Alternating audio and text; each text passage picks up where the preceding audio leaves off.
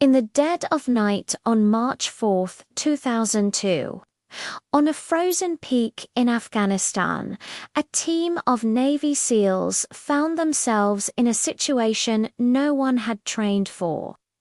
Their mission, Operation Anaconda, was supposed to be a straightforward insertion to establish an observation post on a mountain called Takur Ghat. But intelligence was wrong, terribly wrong. Instead of an empty mountaintop, they landed in a hornet's nest of entrenched Al-Qaeda fighters.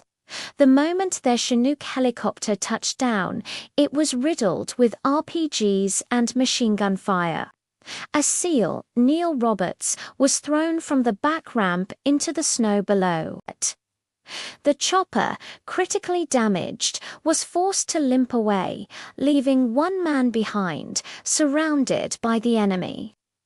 This was the start of what would become the Battle of Roberts Ridge, a brutal 17-hour fight for survival that would redefine the meaning of heroism and sacrifice.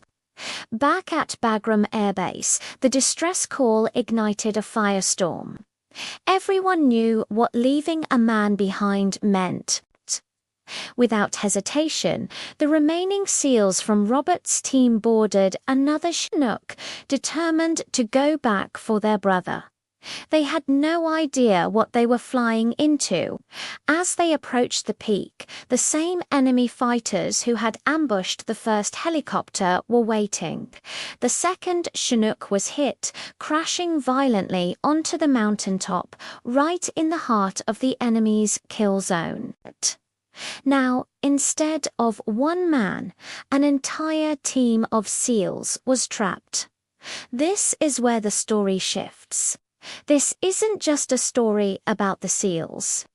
It's about how the entire military machine, from the pilots to the pararescuemen known as PJs and the Army Rangers, pivoted in an instant to rescue their own.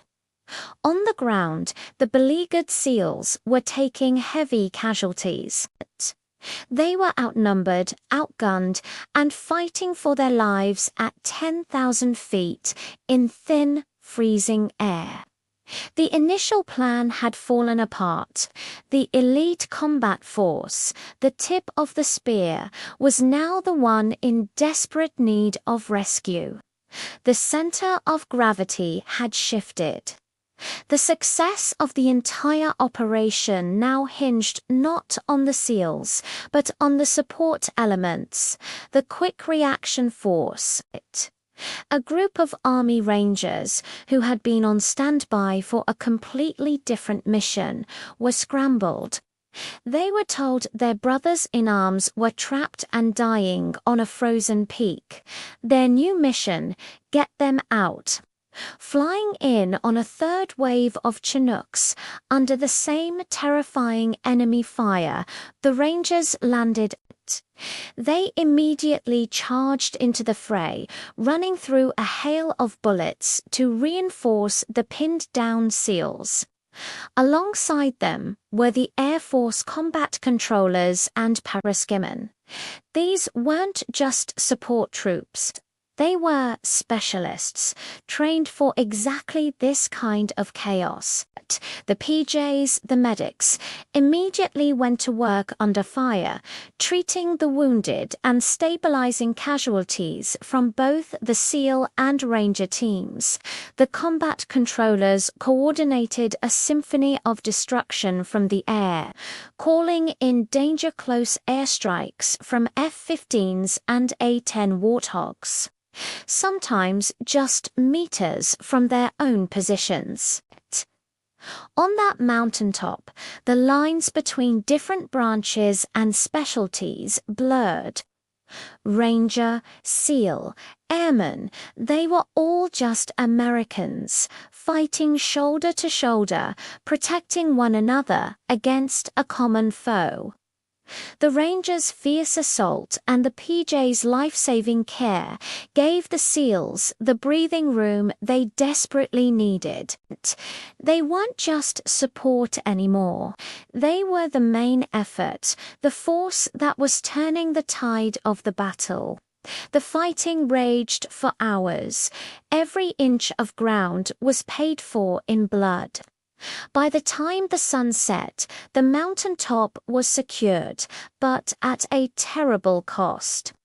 7 U.S. servicemen had made the ultimate sacrifice that day, including Petty Officer Neil Roberts, the man they all went back for.